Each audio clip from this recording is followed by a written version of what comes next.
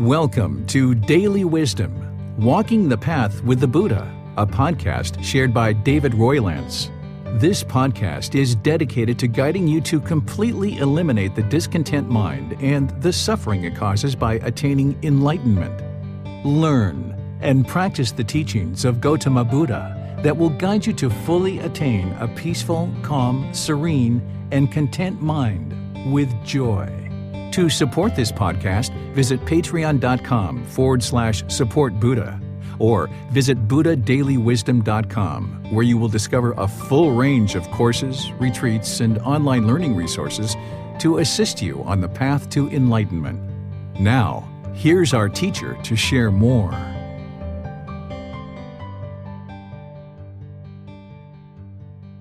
Sawadee Kap. Hello, welcome to all of you guys. Welcome back. Nice to see all of you guys here, and welcome to everyone online. This is our evening session where we're going to start with loving kindness meditation, and then our topic tonight is talking about personal existence view and helping you understand how to eliminate this pollution from the mind. I'm going to explain to you what this is. I'm going to explain to you the symptoms that you'll experience because of this, so you can see that you have this personal existence view, this pollution in the mind. Then we're going to talk about the solutions of how to uproot it and eliminate it. Then I'm going to share with you how to know that you've actually eliminated it from the mind once it's eliminated. But we're going to start with meditation like we do with each one of our sessions. And then, since this is the last time we're going to be doing breathing mindfulness meditation and loving kindness meditation as a group for this particular retreat, I'm going to open up to any and all questions that you guys have related to meditation so that you can get all your questions answered about breathing mindfulness meditation and loving kindness meditation. We're going to do meditation tomorrow as part of our retreat, but this will be the last time that we're going to be doing breathing mindfulness meditation and loving kindness meditation. So I thought I'd pause for a moment, give you guys a chance to ask any and all questions after meditation that you have about these two styles of meditation. So if you'd like to join, we're going to lead in with the chants, then I'll guide you in the breathing mindfulness, then we'll have that period of time where it'll just be quiet for a little bit, then we'll go into the loving kindness, and then back to breathing mindfulness and back to the chanting.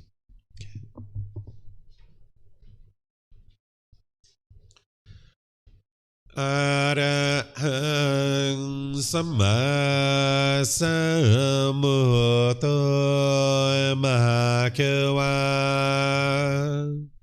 Otang Bhagavanthang Apivateyami Sawakato Bhagavata Dhammo Dhammang Namasami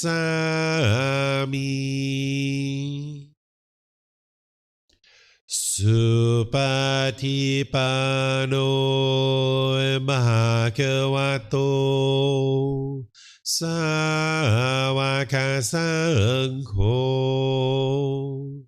Saṅghang Namami Namo Tassa Bhagavato Arahato Samma Sambuddhassa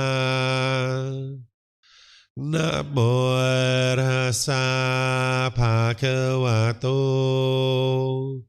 Arahato Samma Sambuddhassa Namo Tassa Bhagavato Arahato Samma Sambuddhassa Iti piso Bhagava Arahang Samma Sambuddho Vichacharanang Sambuddho Sakato Rokavito Anutero Purisa Dhamma Sati Satatawa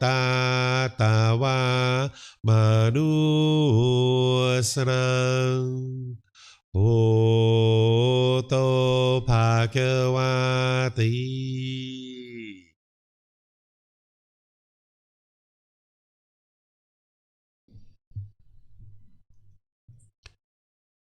With the lower body and hands and arms comfortable, and the upper body erect, just close the eyes and start breathing in through the nose and out through the nose. Here you're just looking to establish the breath. A nice, natural, steady, consistent breath. Not forced or controlled. Just a gradual inhale through the nose. Experiencing the full breath. And then when you're ready, exhale out through the nose. Breathing in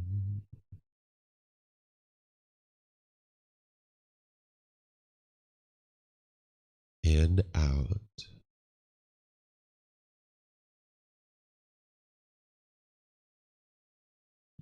Breathing in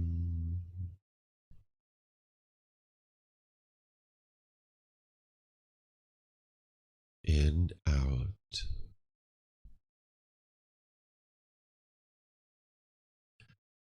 Your breath may not match up with the guidance that I'm providing, and that's okay.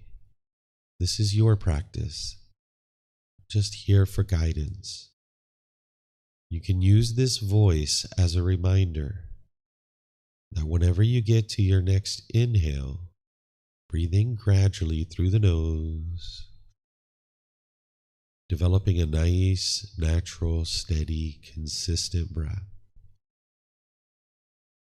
And then, whenever you're ready, exhale out through the nose, experiencing the full breath. Breathing in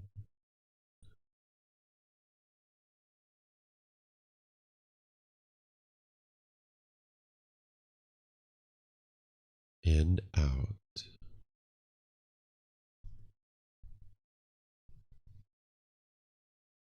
Breathing in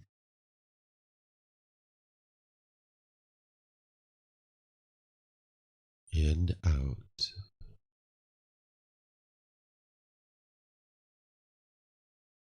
With the breath well established, start fixating the mind on the breath.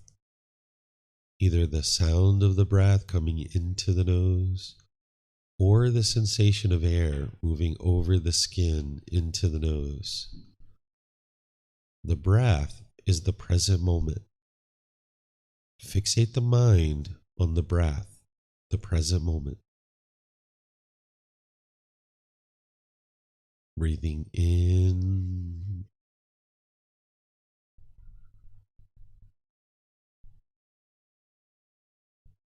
and out.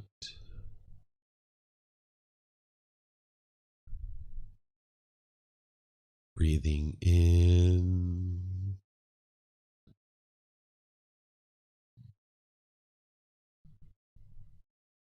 and out.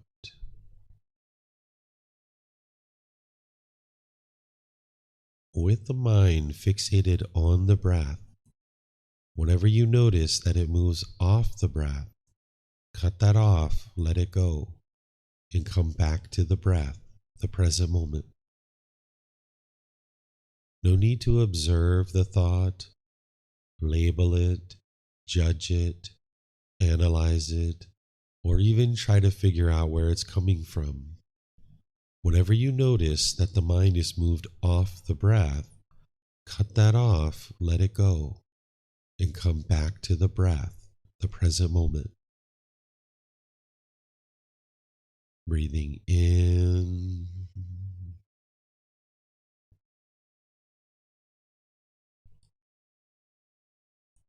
and out.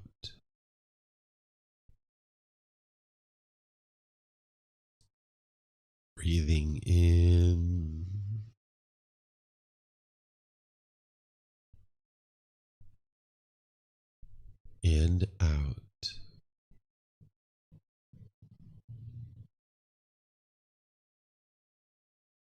I'm going to be quiet now and let you do this work of focusing on the breath, cutting off and letting go anytime the mind moves off the breath. Then I'll be back with more guidance on loving kindness meditation. You have nowhere to go. There's nothing to do. No one needs you right now. This is your time to focus on the breath. Breathing in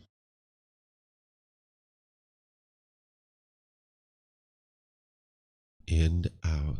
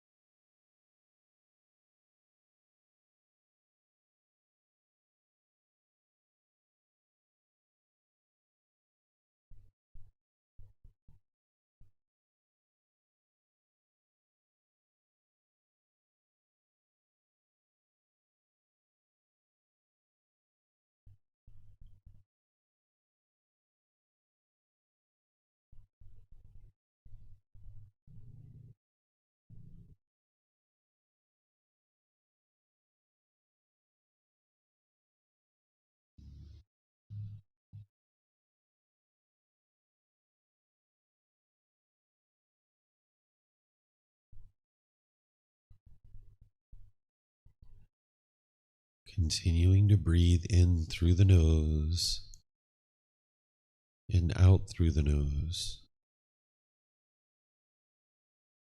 Whenever you get to your next out breath, repeat these affirmations in the mind on the out breath.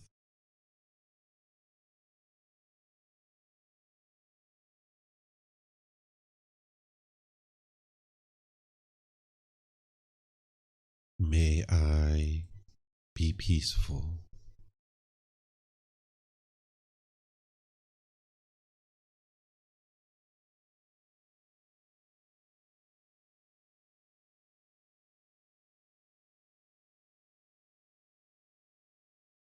May I be safe.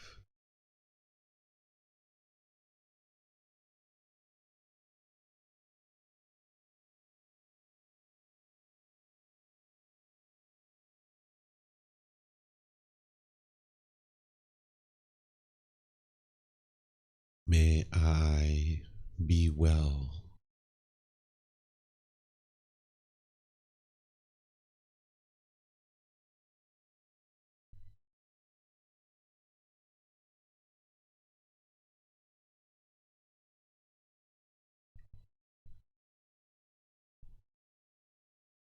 May I be free of all discontentedness and the suffering it causes.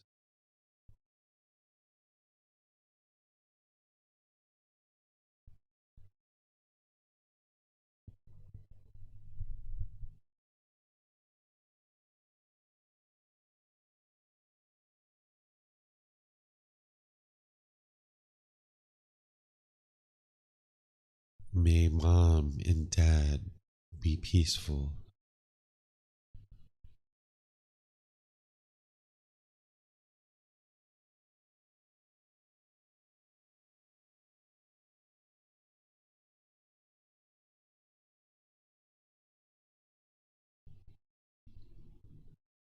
May they be safe.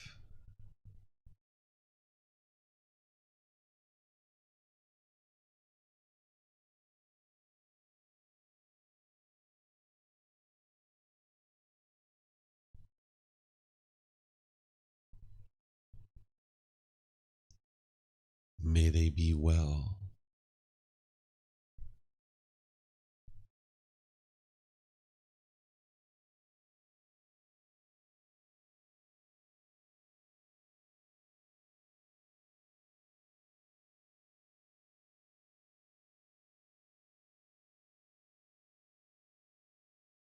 May they be free of all discontentedness and the suffering it causes.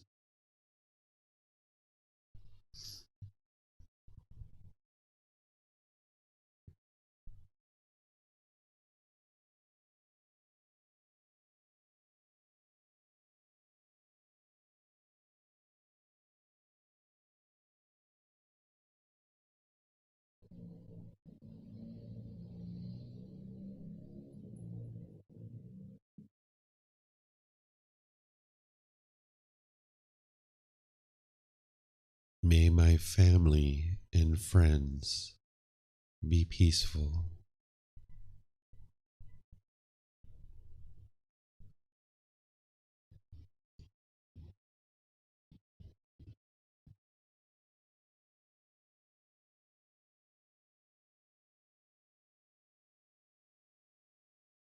May they be safe.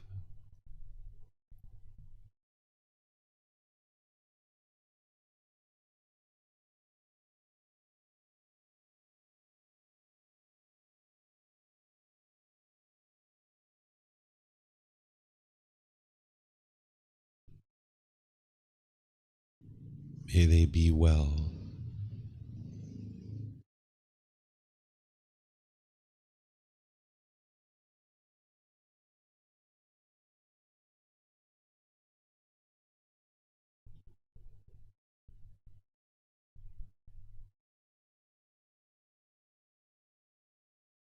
May they be free of all discontentedness and the suffering it causes.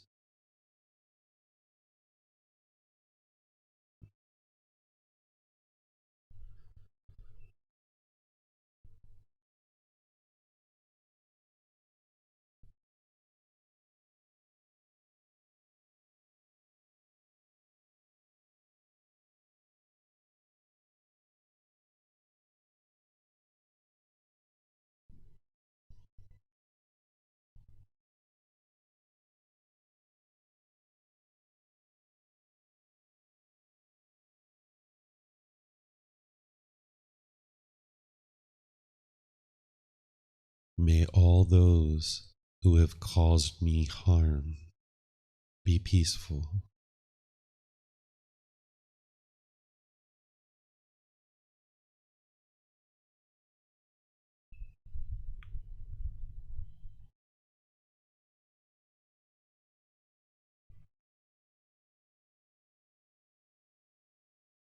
May they be safe.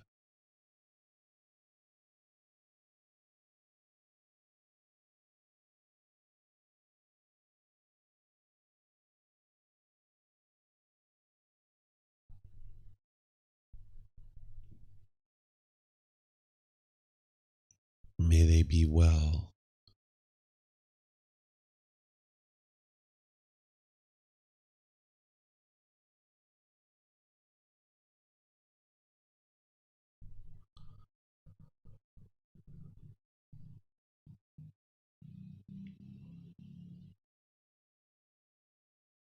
May they be free of all discontentedness and the suffering it causes.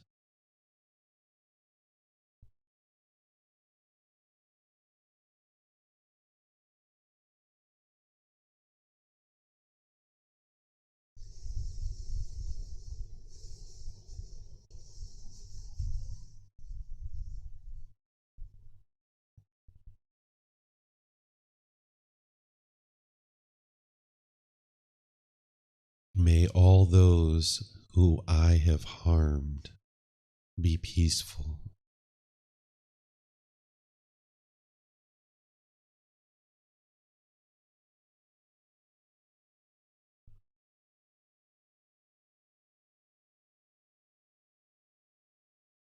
May they be safe.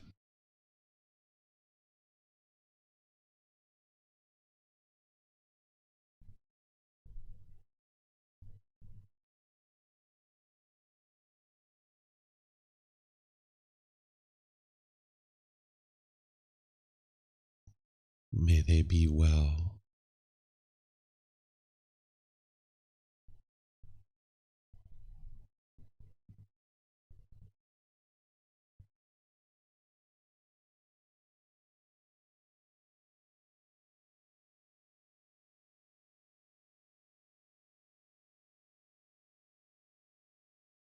May they be free of all discontentedness in the suffering it causes.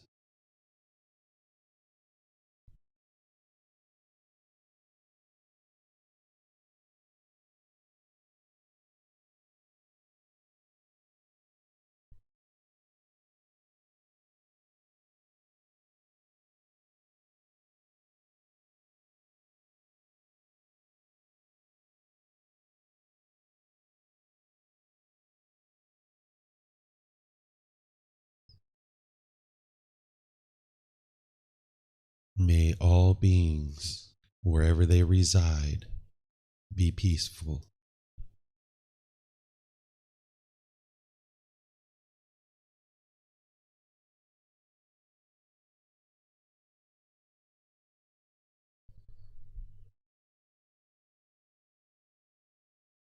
May all beings be safe.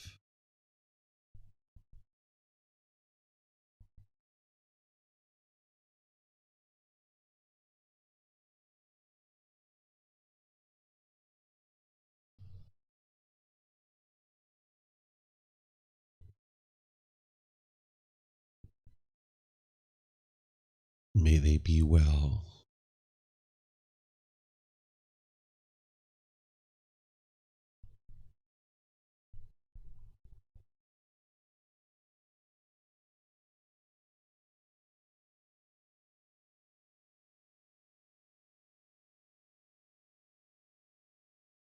May they be free of all discontentedness in the suffering it causes.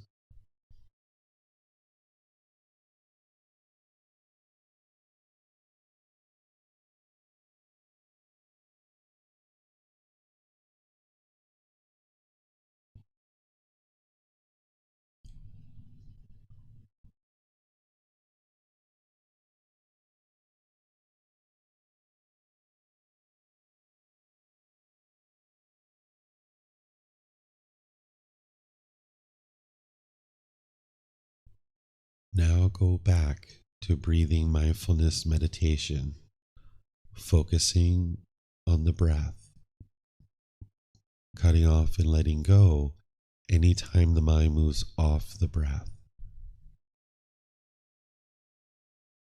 Breathing in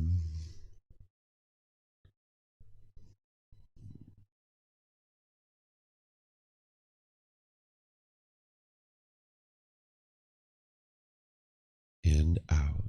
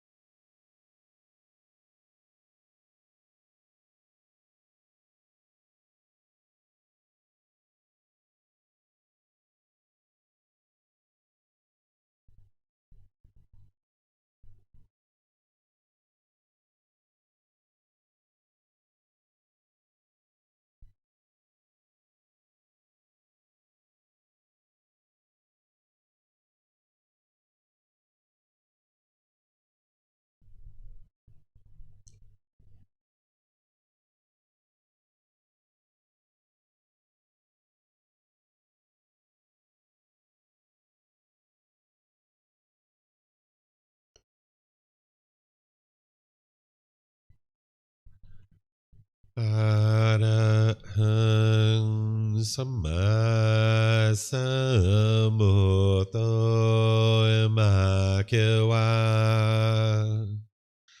พุทธังมหาเขวันหังอภิวาเทมิสวากขาโตมหาเขวตาธัมโม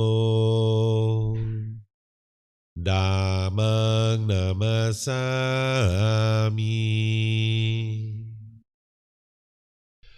สุปฏิปันโนมหาเขวโตสาวกสังโฆสังฆังนามามินะโมตัสสะภะคะวะโตอะระหะโตสัมมาสัมพุทธัสสะนะโมตัสสะภะคะวะโต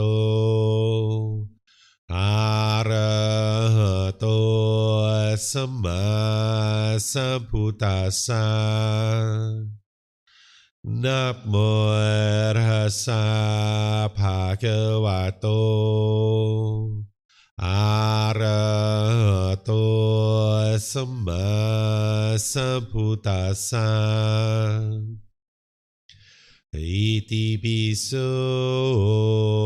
มหะเขวาอะระหังสัมมาสัมพุทโธ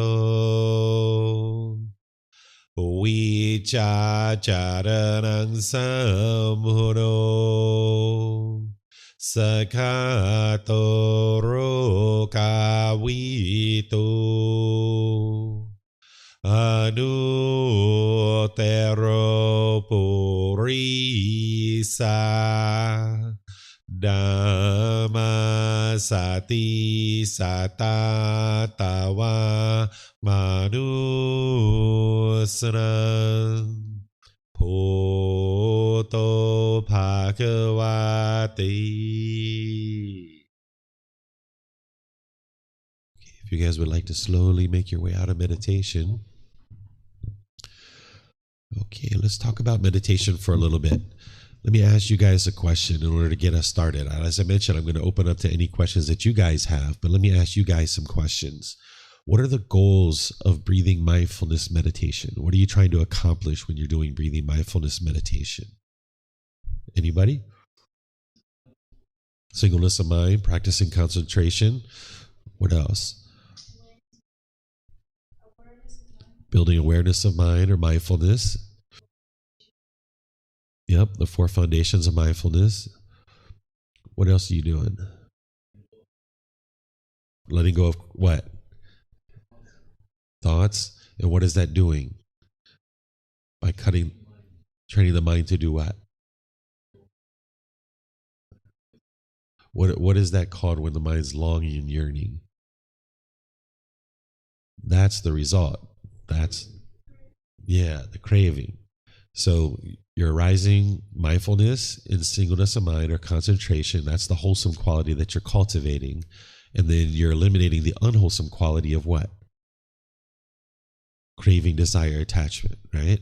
So that's the goal of breathing mindfulness meditation. Your goal isn't to eliminate your thoughts, right? You can't eliminate your thoughts as long as you're alive, but you can gain discipline and control of the mind that when you have an unwholesome thought, you can cut it off. In meditation, you're cutting off any and all thoughts because you're exercising the mind. You're trying to train it to easily let go. But then in daily life, you're only going to cut off the unwholesome thoughts that arise. Okay, you guys good with that? Okay, what about loving kindness meditation? What's the goal of loving kindness meditation? Eliminate ill will, right? Anger, hatred, ill will, and all those lesser versions like frustration, agitation, annoyance, all of that, right? It also helps you eliminate the negative self-talk, the diminishing of yourself, Okay. What are you cultivating in loving kindness meditation? And this was the easy one, right? What is loving kindness? Say it louder. Did you say wanting the well-being? Or what? I didn't hear you 100%. You said wanting, right? Having a genuine interest in seeing all beings be well. The wanting is the craving, the longing, the yearning. That's what you're not interested in. You're interested in having this interest to see all beings be well. Right? That's what loving kindness is, the active goodwill towards all beings. Now, that breathing mindfulness meditation that we do just a little bit at the end of loving kindness meditation, that's there for you if you need it. You don't have to do that necessarily, right? If you're noticing in loving kindness meditation that loving kindness is permeating the mind, which this is actually quite normal as you develop your loving kindness meditation more and more, you might notice that you're in meditation doing loving kindness and all of this loving kindness is permeating in the mind. Your mind's filled with loving kindness. You might not decide to go to the breathing mindfulness meditation at the end because that's cutting things off, cutting it off and cutting it off. You might be interested in allowing that loving kindness to permeate in the mind. That breathing mindfulness at the end is there for you if you need it. Where sometimes when you're doing loving kindness meditation, like I shared with you guys as I was doing loving kindness meditation, when I had a lot of resentment towards my mom, that would kind of bubble up as I was in loving kindness meditation and saying, may mom be peaceful, may mom be safe, right? I'm transforming my mind here. And now all this resentment bubbles up and you have that there for you to cut that off and let that go. The breathing mindfulness meditation at the end of your loving kindness. But if you're noticing loving kindness is permeating the mind, you don't need to do that. And remember, this loving kindness meditation, it's not to change other people. It's to transform your mind. So you're not wishing that everybody will be well, right? You're not trying to ask for some being to come in and make other people be well. You're transforming your mind that you can have this goodwill, this genuine interest in seeing all beings be well, this active goodwill. Okay, so just a couple little pointers for you there. Slowing down your breath. If your breath is real shallow right now, slowing it down and kind of elongating it will really help to really slow the mind down. Do you guys have any questions either here at the temple or those of you guys joining us online about meditation? Yeah, we have some here. For those of you guys in YouTube, we can't live stream to Facebook right now. There's some impermanence there. So those of you guys in YouTube, in Zoom, if you have questions, you can put it in the comment section, or in Zoom, you can electronically raise your hand and ask any questions that you like. Yes, sir. A question from me, probably more about physically related to meditation. It's been quite a long time since I have been meditating, but 20 years or so. So for me to be in this position for more than 10 minutes, I guess my mind is distracted more from the physical sense than anything else, and that leads to then thinking about other things, and it's hard to get back in breath. So is there any, I guess to sum up, is there any way that we should be physically sitting? Is there a benefit for having your legs crossed? Is there a benefit for not slouching or lying or standing or walking to make sure we reach that the deepest level of meditation? Because I'm noticing physically my legs are getting sore, my knees are hurting, my back's sore, and that's distracting me. So would I be better off sitting in a more comfortable position at the risk of slouching or not being in an upright position? Is there etiquette involved? I hope that makes sense. Yep, sure does. The short answer to your question is yes. You'd be better off having a position where the body is comfortable, not luxurious and not painful, right? There's no certificates given away for sitting in pain, right?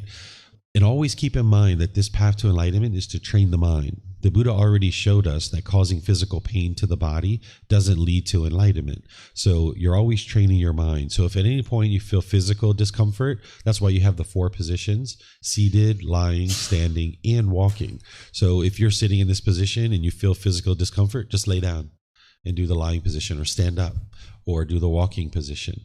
You're not interested in having that pain, because how can you cultivate loving kindness if you've got this pain going through the mind, right? So you would like to switch positions. If you can adjust your position in the current position that you're in, that's great. If not, just change positions. If you're in any one particular position, it does help, like for seated position, to have your body upright, because when you're slouched, the mind has a tendency to be dull and lethargic. It's hard to breathe in through the lungs. So if you're in the seated position, sitting up is really helpful. But whether you choose to sit in a chair or you sit on the floor or you sit with many cushions under your rear, and in that way it lessens the angle at your cross legs, or they even have meditation benches. I don't know if you've seen those before. They have this little bench that goes on the floor that you kind of tuck your legs behind you. These are oftentimes very comfortable for people. So there's lots of different devices. There's these great meditation cushions that we used to get in America. They're like kind of like a half moon or a crescent shape, and they were like a wedge shape. They were like sloped. It was really wonderful because it got the rear up in the air and then it sloped down to allow the legs to kind of slope down. These are kind of flat, but you can kind of replicate that by putting a lot of mats under your rear and kind of sloping the legs down or moving your legs off the mat. So if at any time you're noticing discomfort, switch positions. Just keep in mind that you're always training the mind, not the body. And then with all that said, if you would like to learn how to sit on the floor, you can do that by doing things like reading on the floor, watching TV on the floor, and then you throttle it, right? Like say you're sitting on the floor watching TV and now you feel a little bit of pain, you can sit up on the couch. Or one of the things that I used to do when I was training my body to sit on the floor is I would watch TV on the floor, and then the commercial breaks I would sit on the sofa.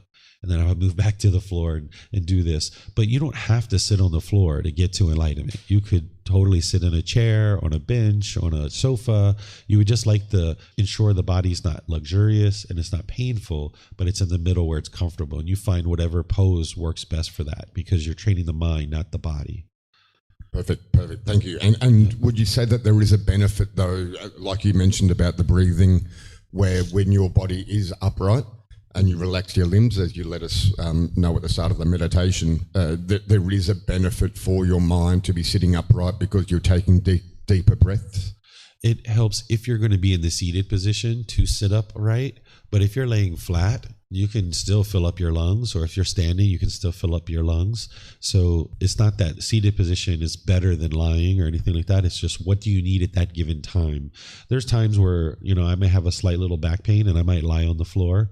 Or there were times in the past where my mind was overactive and I couldn't sit, I couldn't lay, and I couldn't stand. All I could do was walking because I had too much energy in the mind. There were other times where I needed to stand. So it's important to develop all four positions. So depending on what's going on with this body, you can interchange those positions. There was one time where I got in a motorbike accident and I couldn't sit like this.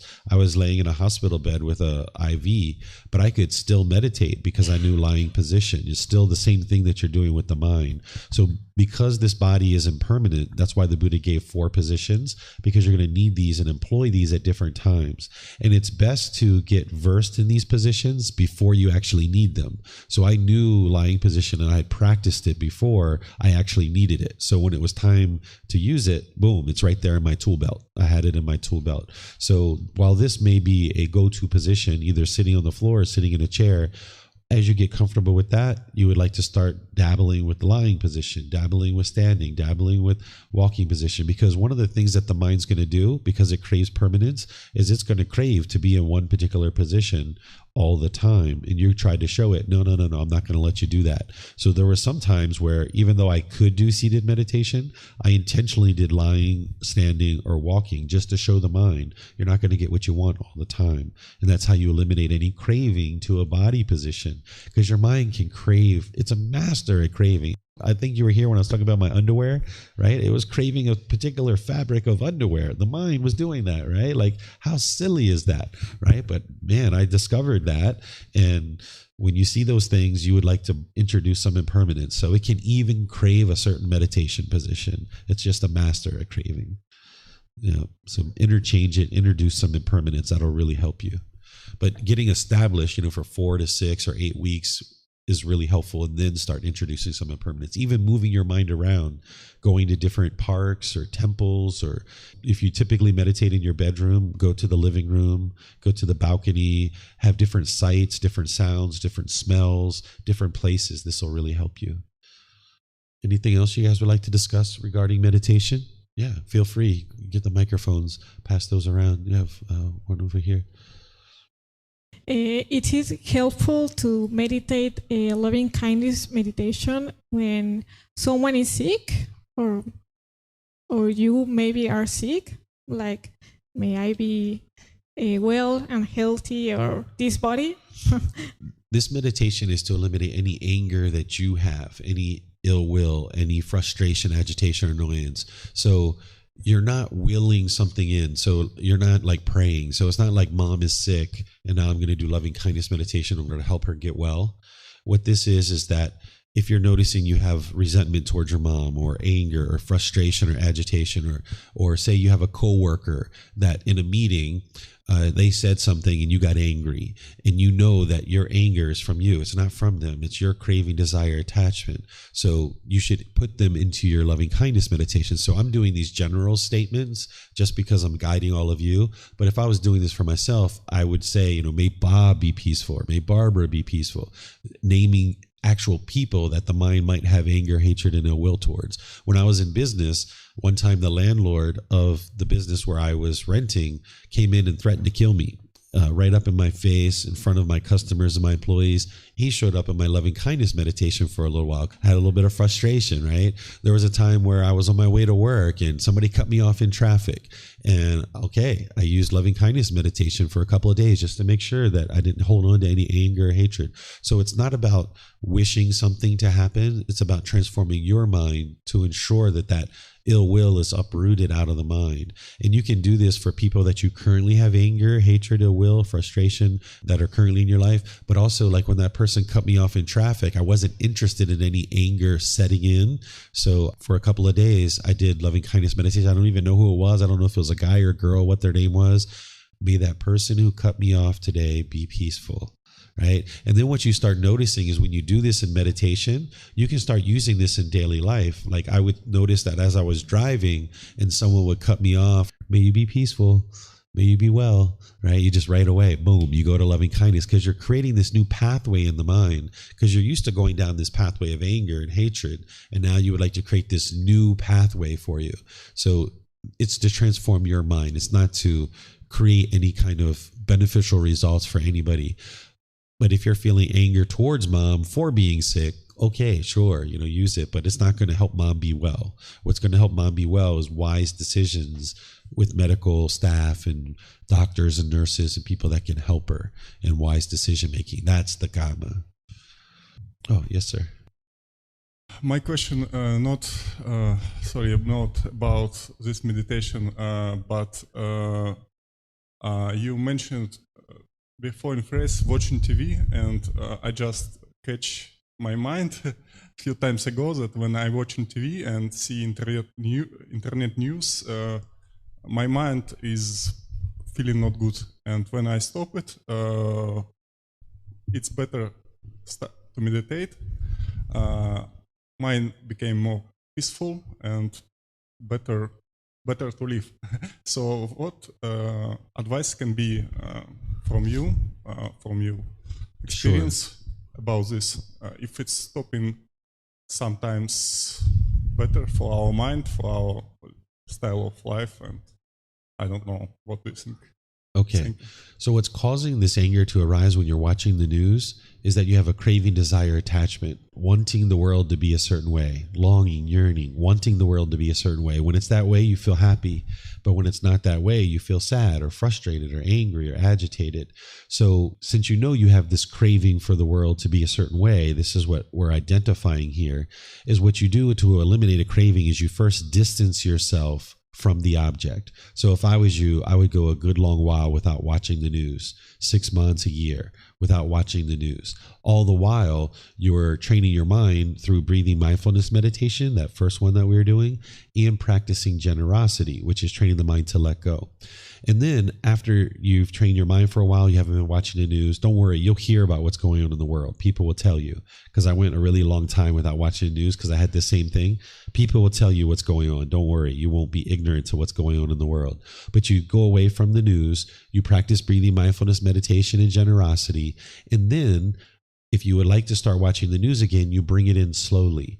You maybe watch it for a few minutes and you observe the mind and you notice the mind. Is there any frustration coming up? If there's any frustration, then you redirect the mind. You take it in the opposite direction. Maybe you go for a walk, you go for a bike ride, you go do something else. This is cutting off and letting go of any arising discontentedness. And you just slowly kind of bring it back into your life. And if you notice that frustration and anger and all these things are starting to arise again, then go a week or 2 or 3 or 4 without watching it again. And then now slowly bring it in again. So you're going to need breathing mindfulness meditation and generosity. That's what eliminates craving, desire, attachment. That needs to be consistent and ongoing. And then you need to distance yourself from what it's craving and desiring and attached to, so that it gives the mind time to internally cut it off and let it go. And then something like the news, you can bring it back in, because there's no harm in watching the news. It's just that you have a craving there, so you can't watch it without being frustrated right now. So once you eliminate the craving, then you can just slowly bring the news back in and you can maintain your contentedness. Thank you very much. You're welcome. Okay, I'm not seeing any questions online. No more questions here. Okay, so let's go into tonight's topic, which is learning about personal existence view. This is where I'm going to teach you about this fetter, this taint, this pollution of mind, how to get the self out of the way. This is the very first fetter that needs to be eliminated in order to just get to the first stage of enlightenment. You're going to need to eliminate the first, second, and third fetter. Between this class and the next 2 tomorrow, I'm going to teach you about personal existence view, doubt, and wrong behavior and observances. I'm going to explain to you what it is, the symptoms that you'll experience because of it, so that you can see that you have this. Then I'm going to explain to you how to eliminate it, and then how to know that you've actually eliminated it. Because once you start experiencing those jhanas that we talked about last night, this is where you start pivoting your practice towards eliminating these. But you can still be doing some of this work even now, if you're aware of this. So this is where you would normally need to start looking at these very closely, start understanding them, so you can start eliminating them. If you haven't put the Eightfold Path in practice yet, and you're just getting started with that, that might be where you be for a while. That maybe you need several months or maybe even a year or so to get that underway. But then at some point, you're going to need to start looking at these fetters and start addressing these. So I'll teach it to you, but you may or may not be at a point in your practice right now where you're ready to deeply start eliminating the self. But just understand that this is something you'll need to learn, and you'll probably need to learn it more than one time. It's not something that you learn just one time and you implement it and boom, it's gone out of the mind. This can often take students, I've seen 6 months to a year just to understand it, and then additional time to actually practice it. So they're gradually learning, gradually reflecting on it, gradually practicing. It can often take multiple conversations to be able to understand this. But we'll get started with that today for some of you. And then others of you, you might have already been studying this with me, and this is kind of an opportunity for you to get deeper into it. Okay, so first, what is personal existence view? This is where the mind falsely believes, has the mistaken understanding, the misperception, the misunderstanding, the confusion that this body and or this mind is you and who you are. There's a certain self-image and there's a certain self-identity that the mind is clinging to. The mind wants to be perceived in the world a certain way, and it thinks that this body is you, this self-image, or a certain self-identity, like your culture, your ethnicity, your nationality, your sexual orientation, your job. The mind clings to these things, thinking that this is who you are, your self-identity. So this is the pollution, that the mind is clinging to the body and to the mind, or to the self-image and the self-identity, because it has this confusion, this misunderstanding. And you can see that there is no self through things that I shared with you guys when we talked about the universal truth of non-self. We talked about, if you had your arm amputated, are you less of a person? And usually people say, no, I'm not less of a person. So intellectually, to a certain level that this body isn't you. Because if I asked you, if you had your arm amputated, are you less of a person? If this body is you, you would say, yes, I'm less of a person. But I've never had anybody say that yet. Everybody says if their arm was amputated, I'm not less of a person. So intellectually, the mind can understand that this body isn't you. But because of its confusion, because of its misunderstanding, because of its misperception, it will think that this body is you. Or there can be this way to independently verify it, is that you can think about how you were a child, your personality, your character, when you were a teenager, when you were early adulthood, and then now. Think about your character and your personality, and how have you viewed yourself exactly the same way all the way through these stages of your life, or have you viewed yourself differently each time? Well, most people say, yeah, I view myself differently. Like I don't have the same character or personality when I was a child, when I was a teenager, early adulthood, and now. because you can see that this has been constantly changing. So what the mind's doing when it has personal existence view is it's clinging to this body, it's clinging to the mind and the self-identity, wanting it to be permanent. And then when it starts experiencing all this change, it struggles and has difficulties. So this is the pollution. This is the taint. This is what personal existence view is. Now I'm going to explain to you the symptoms that you're going to experience as a result of this. There's going to be discontentedness related to the self-image and self-identity. You can experience embarrassment, whereas if you spill something on your clothing, you can feel embarrassed because you're not being perceived in the world the way you want to be perceived. Or say somebody says something about this body, you can feel embarrassed. You can feel shy if you've ever had stage fright, or you've ever felt shyness in any particular situation, like shyness in talking to somebody. This is coming from personal existence view, where you want to be perceived in the world a certain way, and you're not quite sure if you're going to be perceived that way or not. So you're hesitant, you're shy, you're maybe scared or fearful to interact with other people. You can lack confidence when you're in public settings, whether you're in a business or whether you're here, picking up the microphone and actually talking in a public setting or interacting with people. You can lack confidence. You can feel diminished and maybe demoralized in certain situations. You can have social anxiety. When you go to a large group, you can feel anxiety and fear from being around others because you're worried about how you might be perceived amongst others. And this is all coming from the personal existence view, clinging to this body and or this self-identity, wanting to be perceived a certain way. You can experience anger, frustration, irritation, agitation, and annoyance based on the self-image or self-identity. So if somebody says, "Wow, you look so handsome in those clothes. It really brings out the colors of your eyes." Or, "Wow, your hair looks really beautiful. You look really handsome today." You might get pleasant feelings based on the condition that somebody's complimenting you about your physical appearance. But then, because of impermanence, it's only a matter of time before somebody says something degrading or disparaging about your physical appearance. And now you'll experience the anger, the frustration, the agitation, the annoyance.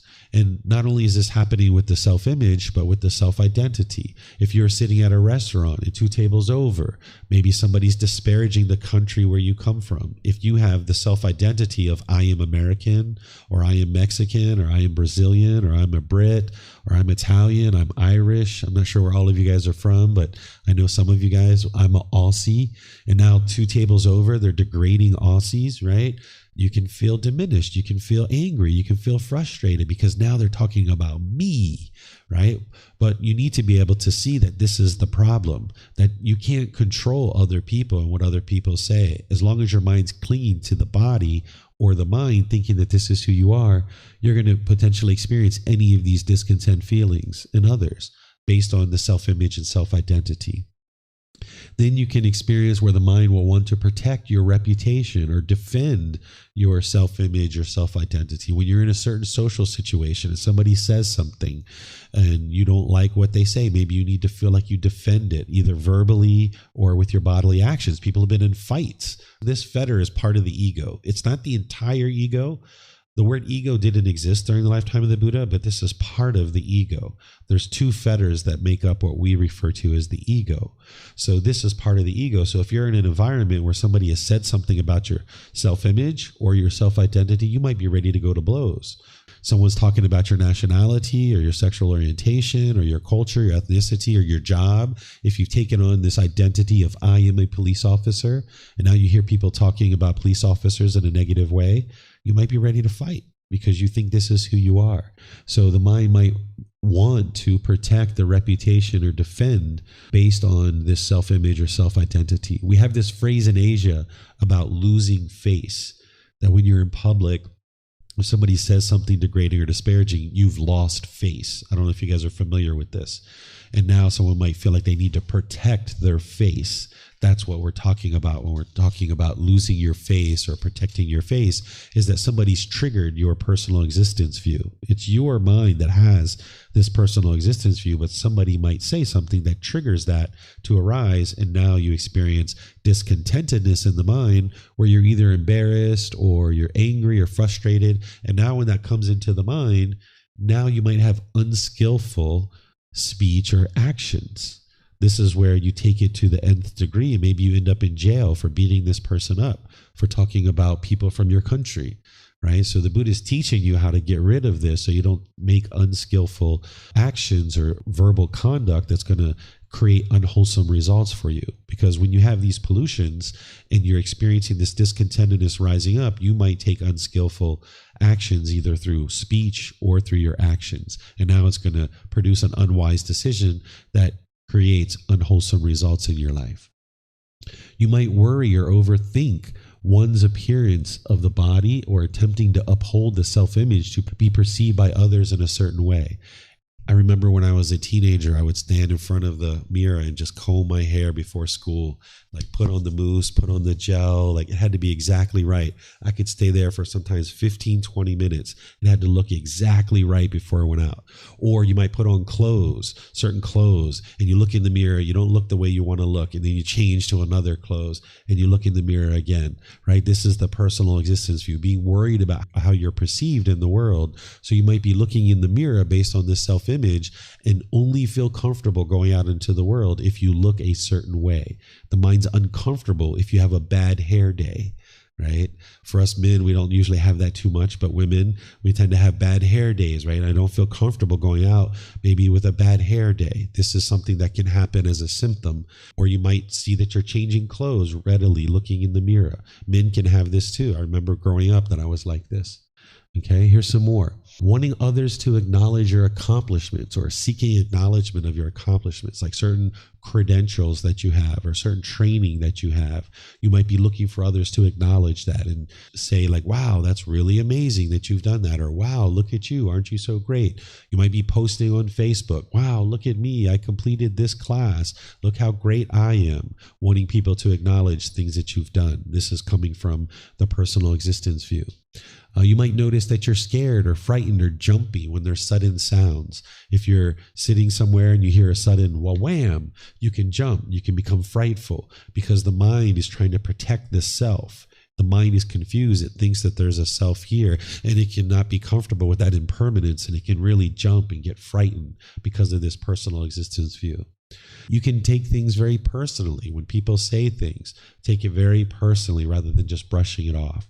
It would be wonderful if you were around people that were always complimentary and never said anything negative or degrading about you. But remember, you live in a world where the vast majority of beings are unenlightened.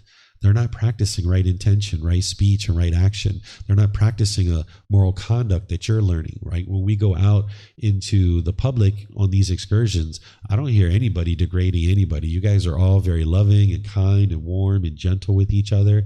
But that's not the way the rest of the world is necessarily, right? So when you go out there in the world, someone might say something degrading or disparaging, and you can't control what they say. But you can control your own mind if you eliminate your personal existence view. So if somebody says something degrading or disparaging about the self-image or the self-identity, if you have a hard time just brushing it off and no big deal, then this is the mind having personal existence view. So these are some of the symptoms that you can experience. Is there anything that you guys would like to ask me about in terms of certain symptoms that you're experiencing and you're curious whether this is your personal existence view? I'd like to talk about those before I share with you how to eliminate this from the mind. Is there anything you guys would like to ask about, certain things you're experiencing and you're curious if it's from personal existence view or not? Okay, I don't see anything. All right. So now that you potentially are seeing that your mind has this personal existence view through the various symptoms that I mentioned, now I'm going to explain to you how to eliminate it. There's a long list of things here, and these are ways to gradually wear away this personal existence view. It's not that you do one thing and within one day it's gone, or even 1 week or 1 month and it's gone. Your personal existence view is going to get triggered even from this point forward. Learning about personal existence view, you're not going to be able to just implement these things. And that's actually part of the way that you eliminate personal existence view. Is what I'm going to share with you here is proactive things that you can be doing to wear away your personal existence view. But you're also going to notice, even in doing these proactive things, occasionally your personal existence view is going to get triggered, and you're going to notice discontentedness arising. Whenever you notice discontentedness arising for any reason whatsoever, you just cut it off and let it go. It should just be a response that your mind gets so used to. Discontentedness, boom, cut it off. And then later, you might reflect, was that personal existence view? Was that central desire? What was that? What fetter was that? Was that ill will? What was that? But in the moment, when you're noticing the discontentness arise, cut it off and let it go. These things that I'm going to share with you as proactive trainings are going to help you so that your mind is less likely to have its personal existence view triggered. But it's going to be triggered until it completely is eliminated from the mind. So by implementing these, you'll gradually wear it away. But you're not going to know each day how much of this fetter you wear away. The Buddha talks about this related to the various fetters. He talks about it in terms of like a digging tool. If you had a digging tool with a wooden handle and you were digging with this tool every day, there's wood that's wearing away from this handle every day, but you don't know how much of the wood is wearing away from the handle. But when the handle is completely exhausted and you need to replace the handle, you'll know that when it's completely done and over with and you need to replace the handle. But each day you are wearing wood away from the handle, but you don't know how much. The same thing is true when you're implementing these proactive ways to train your mind to eliminate the fetters. You're wearing it away each day, but you just don't know how much. You won't know until it's completely gone. And the reason why is because it'll be 6 months, a year, 2 years. You'll hear different people say things about your nationality, about your culture, about your ethnicity, about your job, about your sexual orientation, and it won't bother you. Where in the past, it would have arisen certain frustration or agitation or annoyance. So here, I'm going to share these proactive things with you, but just understand it's not like you can do it and then just 1 week it's gone, or even 1 month. It oftentimes takes a significant period of time to gradually wear this away. And this is where I share, you may not be at the point right now to implement these things. You may be at the point in your practice where you're just looking to get your arms around the Eightfold Path and developing your meditation practice and the 5 precepts. And that's a good place to be, build up your foundation. But at some point, you're going to start needing to pivot and now start doing some of these things because you'll have the Eightfold Path well underway. You won't be working so hard to bring that into practice anymore. So now you have extra time, you can start doing these things. The first one is receive guidance on how to use the meditation to realize non-self, which is in chapter 11 of volume 1. We're actually going to do this tomorrow. I'm going to teach it to you tomorrow morning as our morning meditation, and then we're going to do it in the evening as well, so you get a chance to learn it and actually do it. But it's documented in volume 1, chapter 11. This meditation will help you to eliminate clinging to this body and clinging to this mind, thinking that this is who you are.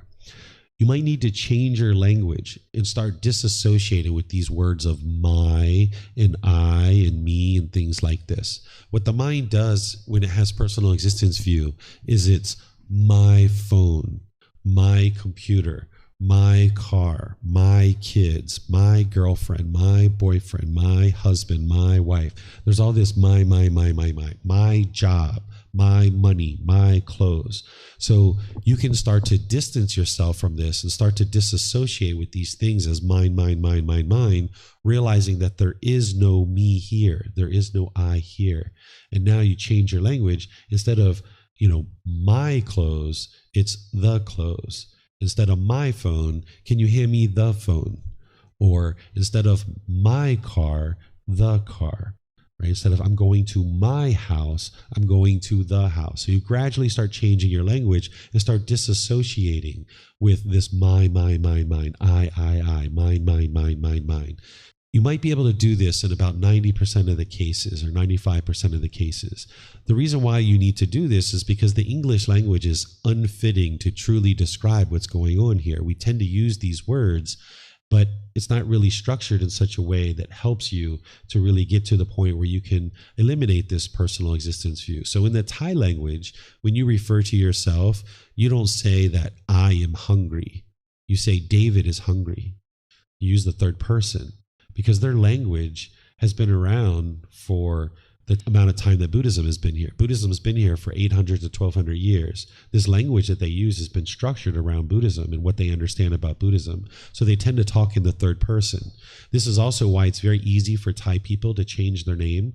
They can go down to the government office and within about 30 minutes, boom, you can change your name. Just sign a couple of documents, boom, you can change your name.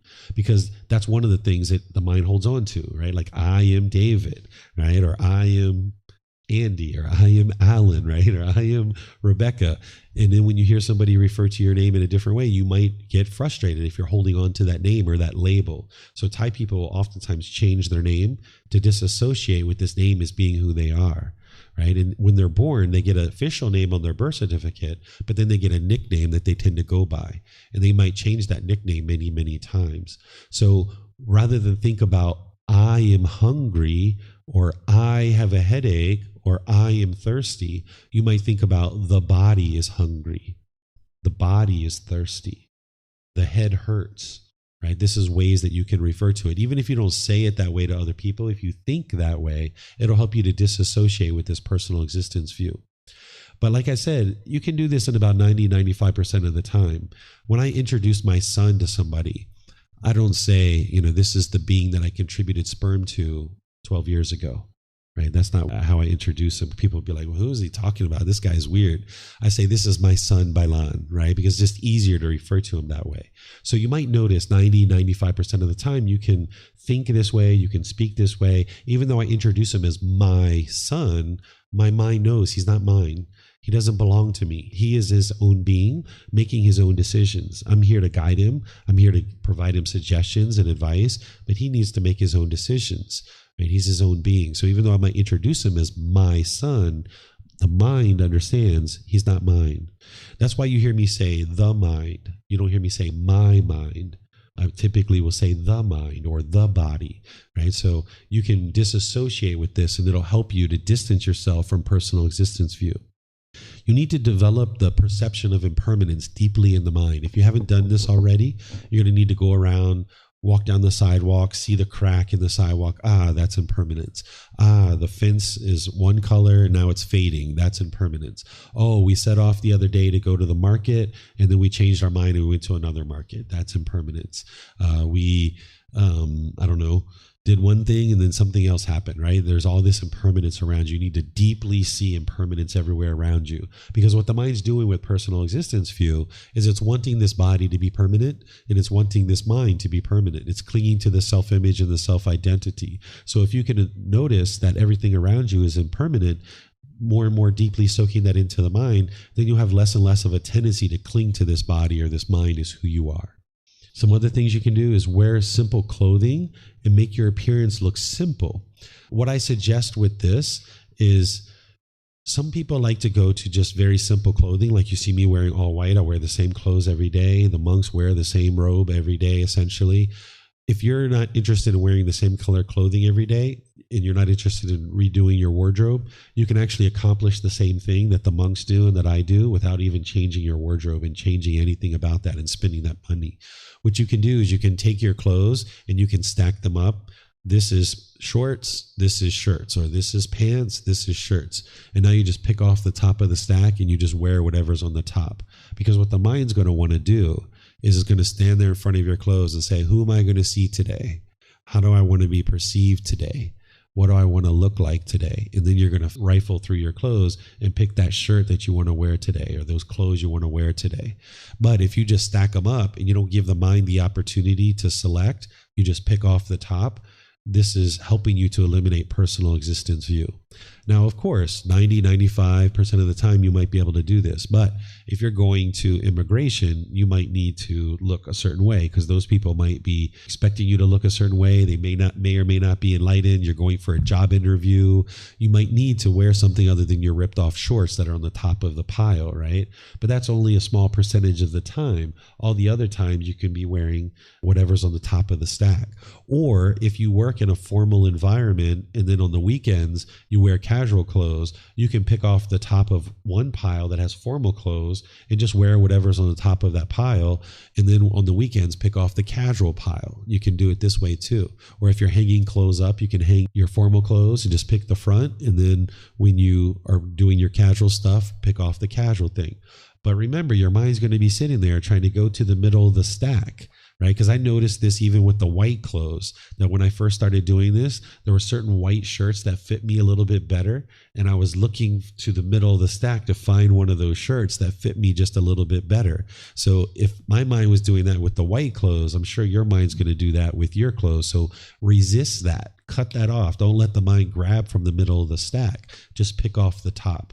This is the way to train the mind to not associate with the self-image. You don't give it a chance to pick. You just pick off the top.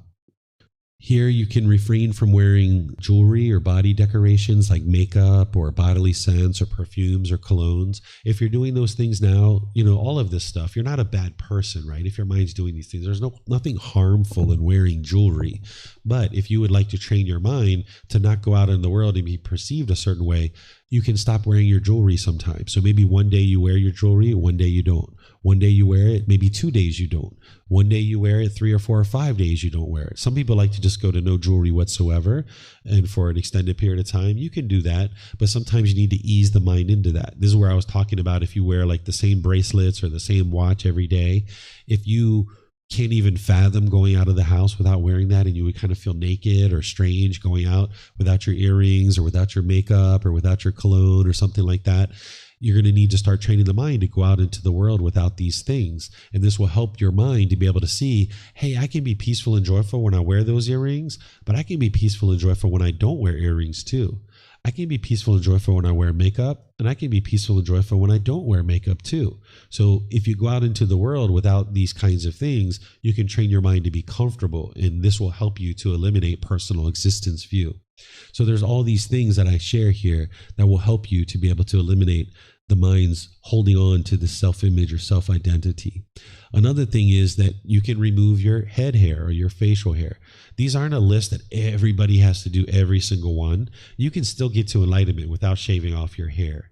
Oftentimes women find it more challenging to shave off their head hair, where men might find it more challenging to shave off their facial hair. If just the thought of shaving off your hair kind of bothers you, this is a good justification to do it, right? Because your mind might be uncomfortable just talking about shaving off your facial hair or shaving off your head hair. I'm not telling you have to do it. I'm not telling you you're required to do it. You can surely get to enlightenment without doing that.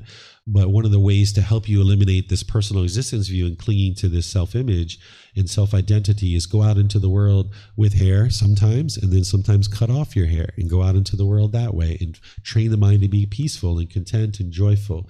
And same thing with your head hair. Now, sometimes if you're in a relationship, you might have a partner that's attached to your facial hair or that's attached to your head hair. And you might actually not only be helping you might be helping your partner to eliminate their attachment to your facial hair or to your head hair. So this can not only help you, but it can help your partner as well. You might find this kind of situation. But again, you can get to enlightenment without shaving off your hair. There's people that do that, but this is a way to really accelerate your elimination of personal existence view. This is like one of the very best things that you can do to really accelerate eliminating personal existence view. We know that the Buddha cut off his hair in order to basically, like, I'm not going back to the royal kingdom. I'm not going back to be a prince or a king, because they grew really long hair during his lifetime to show that you're part of the royal family. But the other thing that it accomplished is it accomplished helping to eliminate this personal existence view. And that's why monks and people who might be teaching or something, that's why we shave our hair, because we're just not interested in trying to cling to this body as who we are. It just doesn't matter how this body looks, because we know that this body isn't me. It's not me. It doesn't belong to me. It's not who I am. So if you would like to do this at any point, you surely can. That's an option for you. You can eliminate your interest to project personal image through cutting off and letting go of any feelings or interest in the mind to mentally project or protect the self-image or self-identity. So this is like, say you're going out with friends and you're sitting at a table and we're all talking, and then somebody says something about your self-image, and right away you want to come over the top and you want to be like, oh, the reason why I have this pimple is because of this and because of that and because of this. Like right away the mind's trying to protect yourself in front of other people. Cut that off. Somebody comments about your pimples, just smile, right? No need to come over the top and protect your image in front of other people. Or like the example I was giving you, that if you're noticing that you're picking out your clothes and your mind's wanting to go through and rifle through your clothes and find a particular shirt or particular pants or particular earrings, and you're noticing that your mind's doing this, you're going to need to cut that off and restrain the mind and pull it back. So this is in the moment, wherever you see your mind longing, yearning, wanting to project a certain self-image or self-identity, you restrain the mind and you pull it back. That's what this one's referring to. And any time that you see discontentedness arising associated with personal existence view, so that you are at that table and then somebody does comment about the physical appearance and you notice frustration arising, cut it off, let it go. And if you need to redirect the mind by excusing yourself and going to the bathroom, get up and go to the bathroom. Your goal in this life isn't to teach that person sitting at the table that they were unwise for saying that about you, right? Because there's no you here. What the unenlightened mind will do is it'll sit there and be like, you know, Barbara, that was really rude what you said. You shouldn't have said that.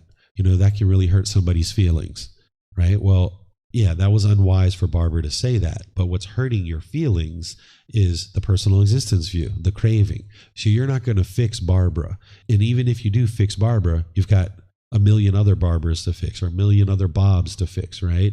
You can't go around the world and train other people to do things your way. All you can do is train your mind. So if you're in a social situation where somebody says something that triggers your personal existence view, just cut that off and let it go. And if you need to redirect the mind by going to the bathroom, by stepping outside the restaurant and walking around a little bit or whatever it is you need to do, go do that. Redirect the mind. Come back to the table 5-10 minutes later with a calm mind that you've let this go now.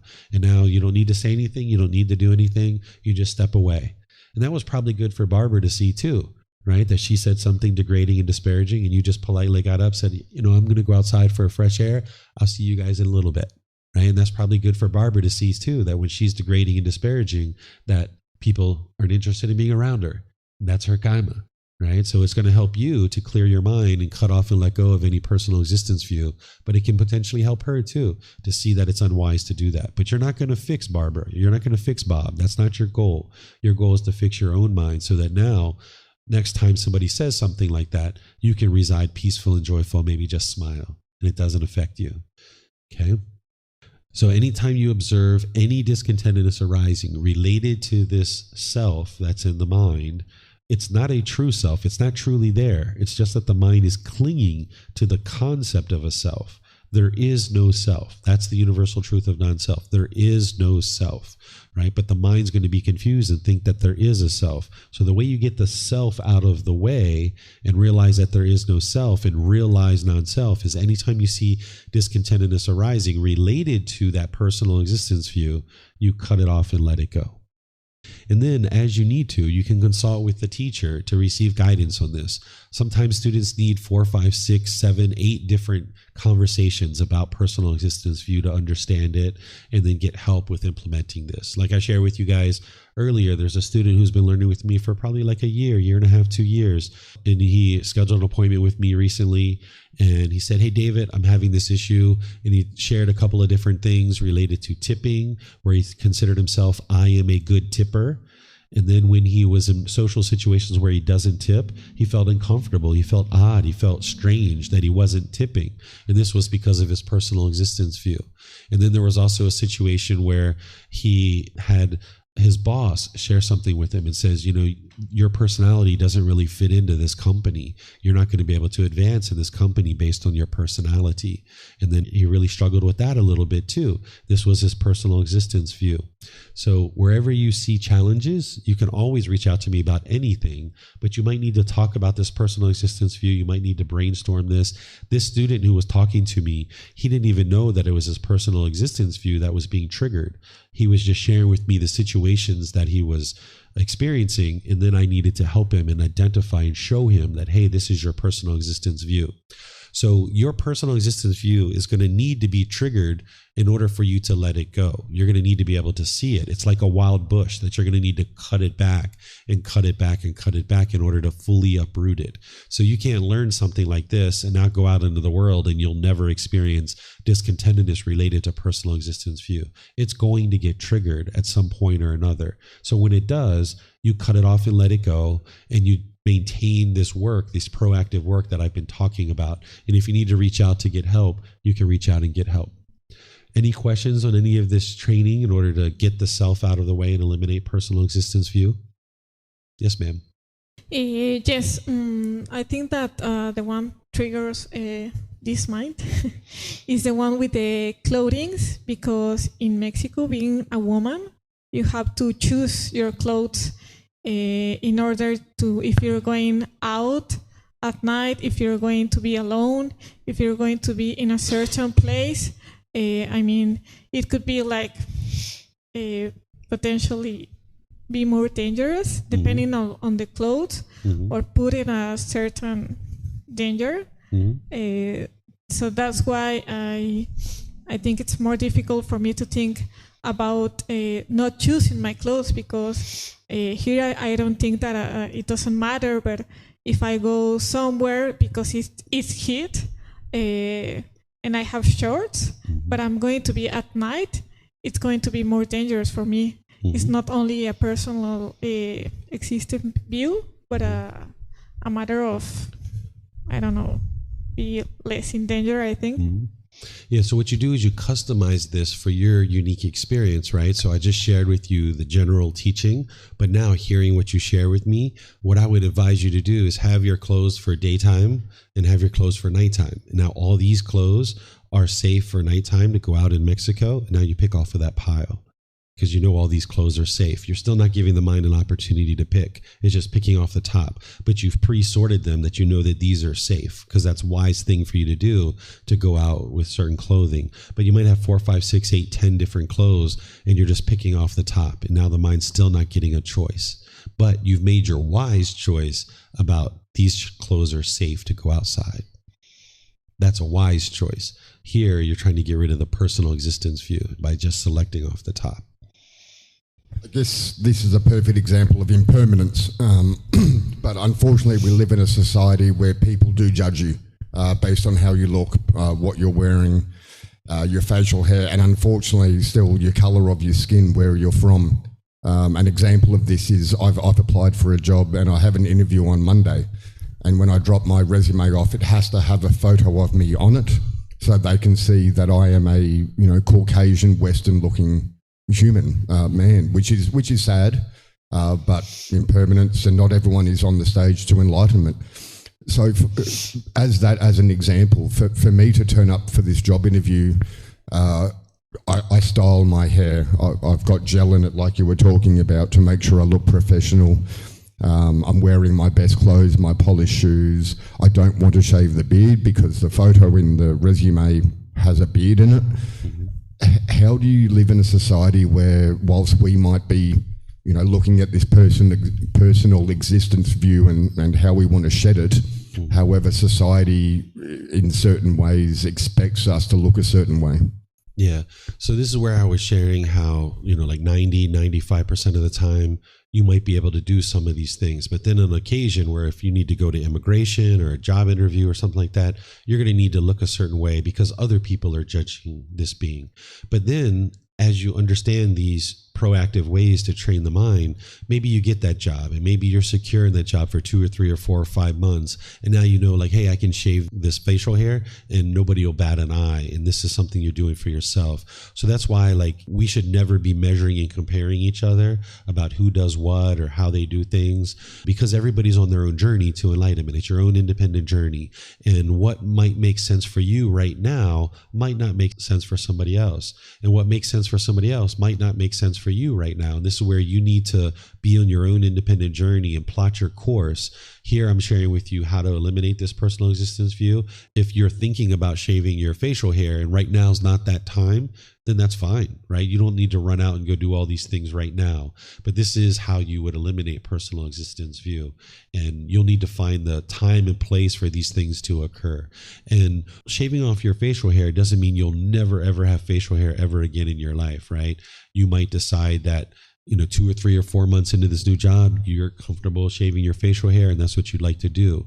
Or what some people like to do is they do it in small increments, because the mind oftentimes doesn't like that drastic impermanence. So you might shave like the sides and go to a goatee, and then maybe you shave the chin and now you just got a mustache, and now maybe you thin out the mustache, right? And you do this over a period of weeks to allow your mind to adjust to it. Other people like to jump in the deep end. It depends. When you go swimming, do you usually go in the shallow end and gradually make your way to the deep end? Okay, so you'd probably like this way. Other people like to just jump in the deep end and boom, shave it all off, right? So you gradually go in, right? And now when you gradually do this, now you'll feel more and more comfortable. It's allowing your mind to adjust, and it allows the other people around you to adjust too. And this might be the best way for you. So that's why everyone's on their own journey, and you need to decide when's the appropriate time for you to do these kinds of things. And that's why I shared that the Eightfold Path has to be really well underway in order for you to do something like this, because as the discontentedness is arising due to personal existence view, you need to be able to cut it off. And that's what you learn in the mental discipline section of the Eightfold Path with right effort, right mindfulness, and right concentration. So by having that breathing mindfulness meditation and generosity well underway, and that mental discipline section, and even the moral conduct too, because if somebody says something disparaging about you not having facial hair, you might feel like, hey, you want to talk bad to them. So by having the Eightfold Path as a foundational teaching underway, then as you've been doing that, it can make sense to start directing the mind to doing this. And when or if you ever get to this, it's your choice. No one's ever going to say anything to you or otherwise. It's your choice to decide when to implement any of these. Perfect. And how would you suggest to deal with the, still on the journey, still having the build-up frustration that people do make judgment about the color of your skin or how you look or your facial hair or your clothes, or, how do you deal with that discontentment that you might feel inside about, why are you judging me about how I look? This is so unfair. This is wrong. And it's hard to stop your mind from going down that pathway.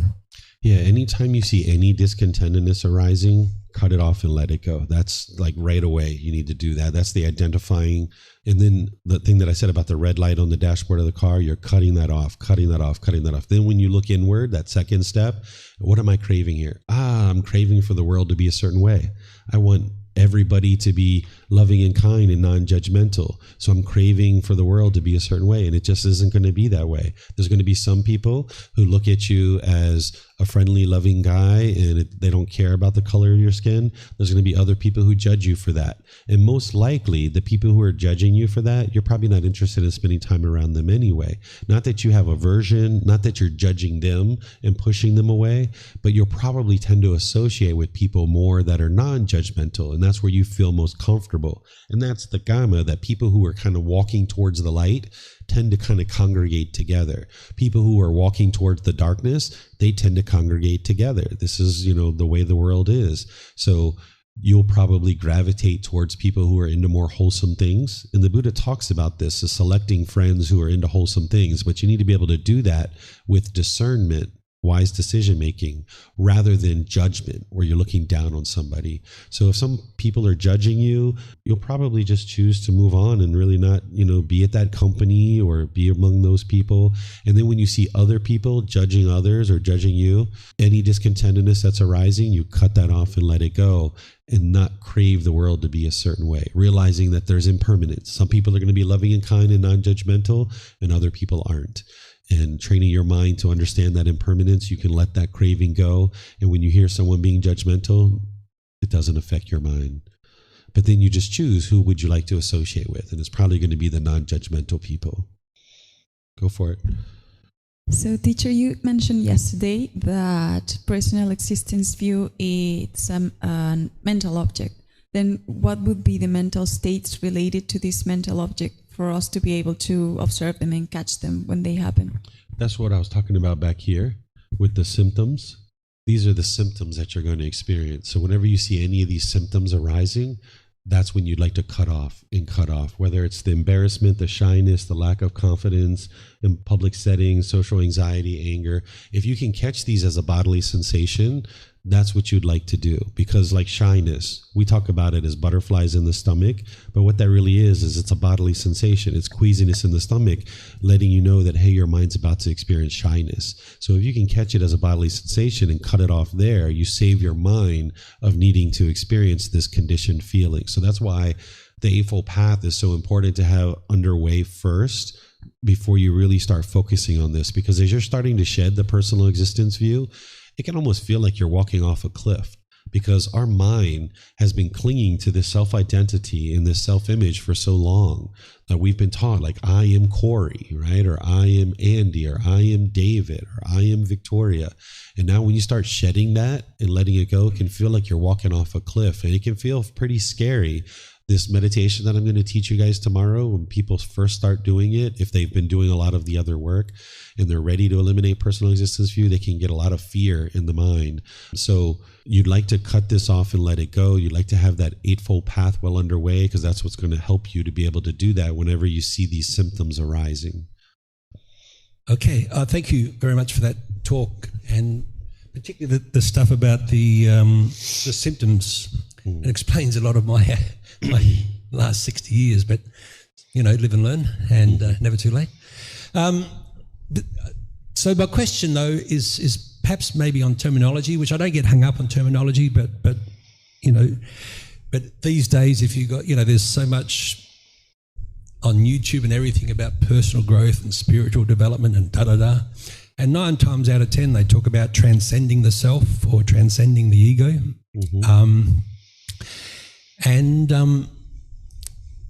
So here, you're talking, say if you take the example of getting dressed for work in the morning.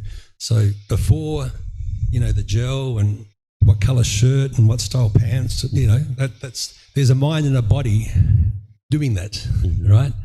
And then after a bit of work, we've got the 2 stacks of shorts and T-shirts, but there's still a mind and a body that has done that. So in both instances, there's a mind and a body. And it's just that from an initial stage of the mind and the body being untrained or undeveloped, or whatever word you want to use, it's now we've made progress. So there's still a mind and a body there, but it's operating in a way more conducive to our, and who is our, more conducive to my, who is my, more conducive to this entity becoming more enlightened. So again, it's partly terminology, but it's partly like a worldview or a cosmology on it.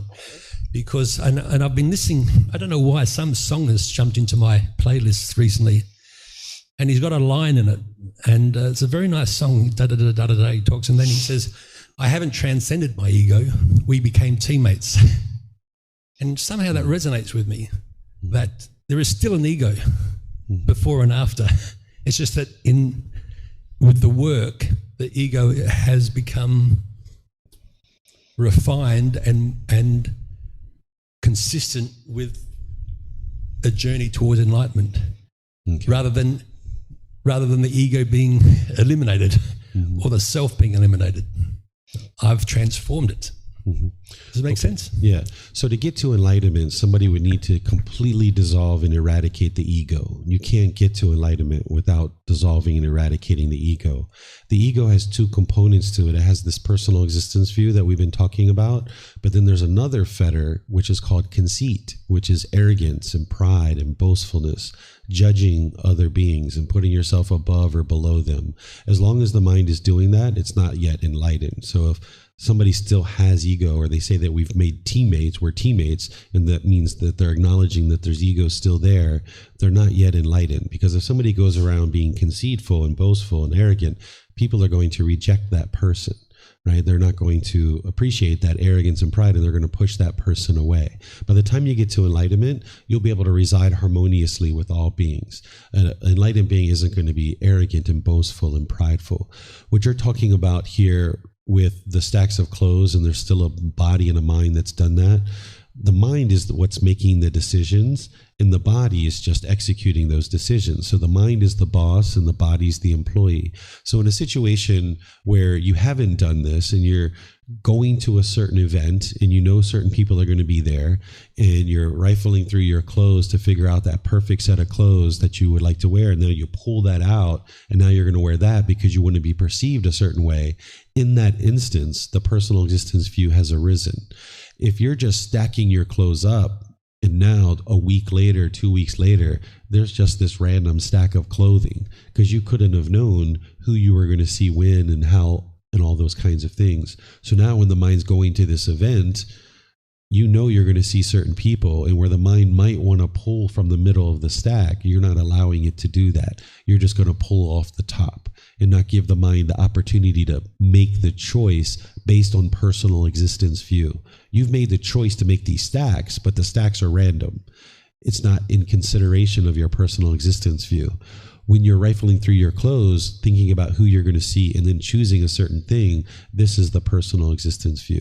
But if you just have random stacks and you're pulling off the top, there's no personal existence view here, because it's just a random selection of clothing, irregardless of who you're going to see and where you're going to go. But again, you might need stacks of clothing for formal attire. You might have 6, 8, 10, 12 different business clothing that you wear in your business setting. And then you have 4, 5, 6, 8, 10 different clothes that you wear in a casual environment. And now you just peel off the top, and you're not giving the mind's personal existence view any opportunity to arise in that situation. That's the difference from what I'm explaining to what you're currently understanding. Let's see, I don't see any questions online either. Okay, so let's go to the last part of this, which is how to know when personal existence view is eliminated from the mind. Because as you're doing this proactive training and you're doing all the other things, you're going to need to know when it's actually eliminated. You still would like to stay vigilant at all times, because anytime personal existence view arises, you would like to be able to cut it off and eliminate it. But this is how you're going to know that personal existence view has been eliminated. That you'll deeply understand and be able to explain the fetter, taint, pollution of mind described as personal existence view. So you will be able to describe that pollution, because you will have understood it intellectually, you would have reflected on it, you would have been practicing for a long time to cut it off and cut it off. You would have seen the symptoms of it and cut it off and cut it off and cut it off. So you'd be able to explain personal existence view in detail. You'll be able to deeply understand and be able to explain the solution to personal existence view, which is the universal truth of non-self. You'd be able to explain what realizing non-self is. Then you'll be unable to identify anything that is a self or that is you or I. So if I asked you, where are you? You'd be like, I don't exist. Meaning the I doesn't exist. There is a being that is in existence. There is a body, there is a mind that have come together for this existence, but there is no I, there is no me. So if somebody asked you, where are you? Maybe in, you're talking to your mom, you might say, hey, I'm at 7-Eleven, you can come over here, right? Because you're talking to mom. But in your mind, you know that there's no I here, right? So in a situation where you are maybe being asked, you wouldn't be able to identify a self. It just doesn't exist. But of course, in common language, you're going to be talking to people like, oh, I'm over here. Come over here. I'm by the picnic table. Come see me over here. But your mind, when you put some thought to it, you're not going to be able to identify anything that is you. This body isn't you. This mind isn't you. None of those 5 aggregates that we talked about this morning, the form, the feelings, the perceptions, the volitional formations, which are your choices and decisions, nor the consciousness. None of that is you. So any feelings that you experience, any perceptions that you have, like your views and opinions, your volitional formations, your choices, decisions, and the consciousness, none of that is you. Those are just 5 aggregates. They're 5 collections or 5 elements. None of that is you. So you wouldn't be able to identify a you because it just doesn't exist. But you'll know there is a body and there is a mind and there is an existence that we call a person, but none of that is you. It's not who you are. You'll no longer experience discontentedness related to or associated with the self-image or self-identity. So in situations where people have said something that maybe normally your personal existence view would get triggered and you would notice this discontentedness that has arisen. In the past, you would notice that when you're sitting at that table with your friends in a social situation, somebody says something about your pimple or your mole. In the past, you might have gotten frustrated. But now when you're in those same situations, you don't feel frustrated or agitated at all. That's how you'll know personal existence view has been eliminated, because when you hear people say something about your culture, your ethnicity, your nationality, your sexual orientation, your job or occupation or anything like that, you won't become discontent anymore. And you'll know that because in the past you used to get discontent, and now those same things are happening and you don't get discontent anymore. And that's how you'll know that this has been eliminated. Okay? Any questions on how to know whether it's been eliminated or not? All right, well, I'll I'll just end by thanking you guys for your dedication and your diligence to learning and practicing, for asking questions, being interested to learn the teachings of the Buddha, because it's helping you, it's helping those close to you, and it's helping all of humanity. As you train your mind to become more and more peaceful, it's helping you, it's helping the people around you, because they're dealing with less and less harm that you might be causing, and it's helping all of humanity become a more peaceful and joyful place. Tomorrow, we're going to start off with the meditation to realize non-self. I'm going to teach it to you, and then we're going to do it together. Then we're going to be doing this same type of talk about the fetters of doubt and wrong behavior and observances. I'm going to explain to you what it is, the symptoms, how to eliminate it, and then how to know that it's actually been eliminated. And then we're going to end up taking a lunch for about an hour and a half. We're not going to have an excursion tomorrow. We'll just have a lunch locally here. And then we'll come back, and afterwards, I'm going to teach you how to know that you've attained the first stage of enlightenment. So that's going to start right around 2 o'clock, where I'm going to teach you how to determine if you've actually attained the first stage of enlightenment yet. I don't think any of you guys have attained that here over the last 5 days. It's just not possible. As you see, there's a lot to learn. But at some point where you're interested to know how to determine if you've attained the first stage of enlightenment, I'm going to teach you how to determine that. And then we'll kind of wrap things up with the whole retreat by doing a closing group discussion. If there's any remaining questions about anything and everything, whether it's the 3 universal truths, the 4 noble truths, the Eightfold Path, what is enlightenment, the natural law of Karma, the 3 poisons, what is merit, any of the things that I've been teaching, or anything that's just a residual question in your mind about anything related to the path to enlightenment, you can ask it in that closing discussion that we'll have. Okay, so thank you all for joining for today, and have a lovely evening, and we'll see you guys tomorrow perhaps. Sawadee Kap. Sawadee Kap. Thank you for listening to this podcast. To provide support for this podcast, visit patreon.com/support Buddha. To access more teachings, visit buddhadailywisdom.com. There, you will discover a full range of courses, retreats, and online resources to assist you on the path to enlightenment. Remember to establish a daily, consistent meditation practice, along with learning and practicing these teachings. A well-developed meditation practice is the foundation in which to train the mind to attain enlightenment.